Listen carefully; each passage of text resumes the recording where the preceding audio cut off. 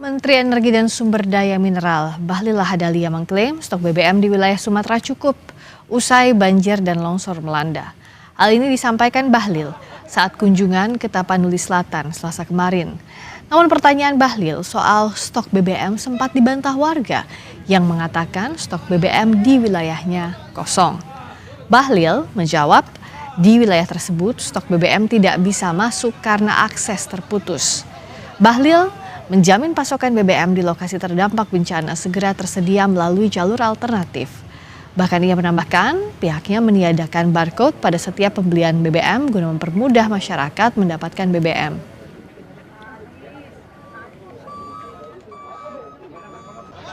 BBM secara stok di wilayah Sumatera, khususnya Sumut, itu cukup. Nggak ada cukup Pak, di sini kosong Pak. Entar dulu, tetapi untuk di kabupaten ini nggak bisa masuk karena jalannya terputus. Kita sekarang lagi memikirkan untuk memobilisasi untuk masuk. Mobilisasi ini ada dua. Satu adalah jalan yang tikus, yang berikutnya juga adalah kita lagi memikirkan untuk pakai cara lain. Itu untuk menyangkut stok.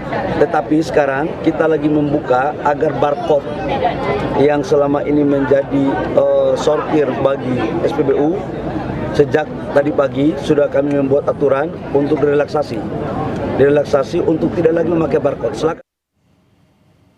Menteri SDM Bahlil Lahadalia juga bilang, mulai besok untuk semua pompa bensin di sini kita akan buka 24 jam untuk wilayah Bapak dan Ibu semua.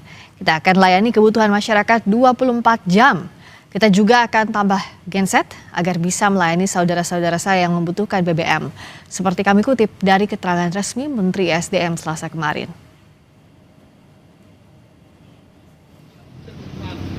Pasca banjir besar melanda Sumatera, antrean panjang kendaraan di sejumlah SPBU masih terjadi di Kota Medan. Salah satunya di SPBU yang ada di Jalan Setiabudi. Antrean mengular hingga ke badan jalan dan membuat kemacetan.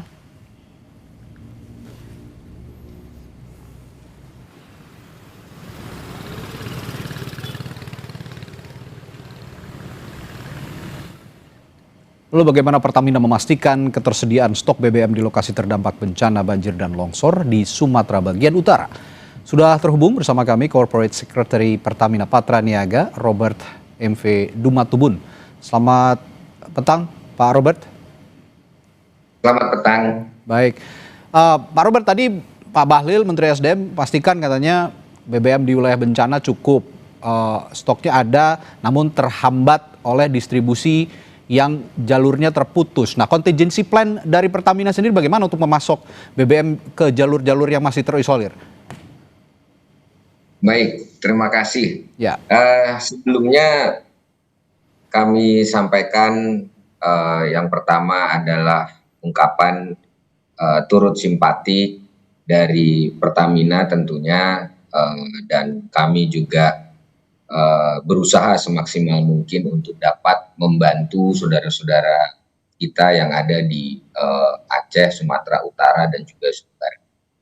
Sampai saat ini dapat saya sampaikan bahwa monitoring dari Pertamina yang kami lakukan di area terdampak, seperti yang disampaikan oleh Pak Menteri, bahwa BBM ataupun LPG posisi pada saat ini kondisi stok kami tersedia dan dalam kondisi yang cukup. Memang terdapat tantangan ataupun kondisi medan di mana terdapat jalan yang putus, kemudian masih terdapat dampak dari longsor, kemudian banjir, dan juga adanya sarana-sarana fasilitas umum yang masih, misalnya seperti jembatan yang belum dapat digunakan dengan maksimal.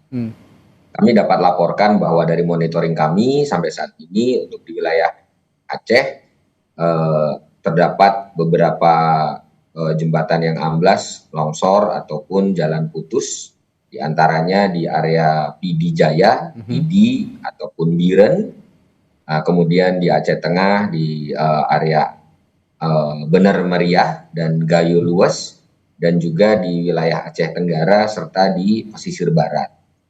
Nah, beberapa kondisi ini kemudian juga berdampak kepada bagaimana kami harus menyalurkan energi ataupun BBM ke sana. Oke. Mitigasi yang kami lakukan itu yang pertama tentunya melalui jalur darat dengan kendaraan-kendaraan kecil.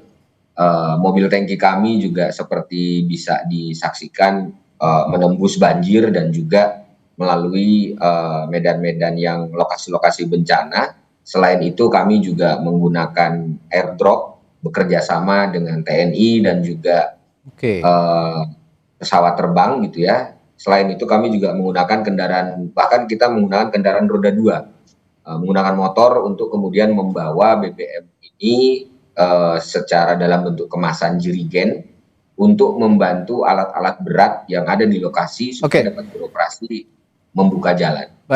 Baik, Pak Robert, Anda mengatakan mulai dari airdrop, lalu juga jalur darat, nyambung dengan kendaraan roda 2 tadi Anda katakan. Artinya ini kan ada gap waktu, jarak waktu yang terhambat begitu. Nah, kira-kira dari keluhan-keluhan yang kita saksikan juga tadi di berita pengantar, bahwa mereka belum bisa mengonsumsi BBM merata di seluruh wilayah di Sumatera Utara, Sumatera Barat, dan juga Aceh. Nah, kira-kira ada estimasi sebenarnya dari titik pengisian ataupun stasiun BBM sampai ke tempat pengisian BBM di SPBU itu berapa lama jaraknya, waktunya?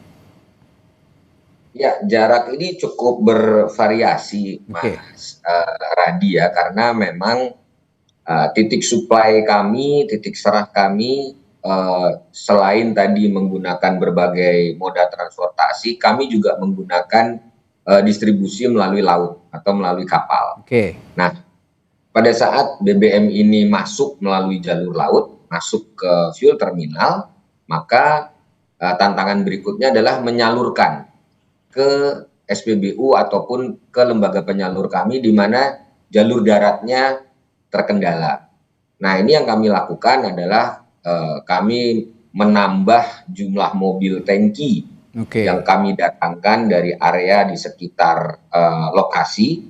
Kurang lebih saat ini sebagai contoh untuk wilayah Aceh, kami sudah mendatangkan sekitar 30 tambahan mobil tangki, dan juga sehingga sekitar ada 40-an sampai 50 mobil tangki yang beroperasi. Tentu ini ditambahkan juga dengan awak mobil tangki supaya memperpendek jarak tempuh atau jarak waktu yang dibutuhkan sehingga 24 jam bisa beroperasi. Begini Pak Robert, masyarakat di bawah kan terkadang tidak paham ya bagaimana ini sulitnya menyalurkan atau mendistribusikan BBM dari stasiun utama sampai ke stasiun pengisian di SPBU. Nah, ini mungkin ada posko terpadu khusus BBM yang bisa didatangi warga masyarakat sehingga masyarakat bisa paham, oh sekarang baru dikirim BBM-nya sehingga 2 hari 3 hari kemudian baru sampai di sini, sehingga mereka punya estimasi untuk mengisi BBM. Ya, untuk masyarakat kami menyediakan jalur untuk komunikasi yaitu melalui kontak center 135. Oh, artinya tidak ada posko yang didirikan khusus di tempat-tempat bencana ya, Pak Robert ya? Untuk posko kami bekerja sama dengan BPBD, kami juga sedang dalam proses untuk kemudian membangun posko-posko yang ada di daerah-daerah tertentu ya, Mas Radi. Masyarakat tentunya bisa mendapatkan info ini, bisa bertanya karena paling mudah adalah dapat bertanya ke SPBU terdekat. SPBU, ya. Baik, ada SPBU dan BPBD yang bisa ditanyakan juga ya, kapan BBM di daerah tertentu bisa tersedia, begitu ya Pak Robert ya? Baik, terakhir Pak Robert singkat saja, kira-kira days of inventory-nya, berapa lama ketahanan stok ini bisa dijaga di wilayah-wilayah terdampak banjir dan longsor di Sumatera bagian utara ini? Baik, sampai saat ini stok BBM yang tersedia di Pertamina untuk wilayah baik Aceh, Sumatera Utara khususnya ataupun Sumbar yang terdampak ini dalam kondisi yang cukup. Jadi masyarakat tidak perlu khawatir, justru kami menghimbau bahwa masyarakat tidak perlu melakukan panik buying, apalagi kemudian seperti informasi yang beredar di media juga kami melihat bahwa bensin ataupun BBM ini dijual kembali oleh masyarakat dengan harga yang cukup tinggi. Ada yang mengambil Nah, keuntungan di kondisi seperti ini gitu ya? Betul sekali, ini sangat disayangkan dan kami menghimbau tentunya BBM ini digunakan tidak saja untuk keperluan sehari-hari dari masyarakat untuk beraktivitas di sana, tapi juga digunakan untuk alat berat dan alat transportasi untuk mendistribusikan bantuan dan BBM itu sendiri. Ya. Sehingga harapannya ini dapat dijaga, dapat aman pendistribusiannya, tidak ada penjarahan, sehingga semua masyarakat terdampak dapat mendapatkan bantuan baik BBM maupun bantuan makanan dan lain-lain yang cukup. Baik, terima kasih Korporat Sekretari Pertamina Patra Niaga, Pak Robert M.V. Dumatubun, dan informasi yang Anda sampaikan pasti akan sangat berguna bagi mereka yang terdampak bencana di Sumatera Utara, Sumatera Barat, dan juga Aceh. Terima kasih Pak Robert, selamat petang. Baik, terima kasih.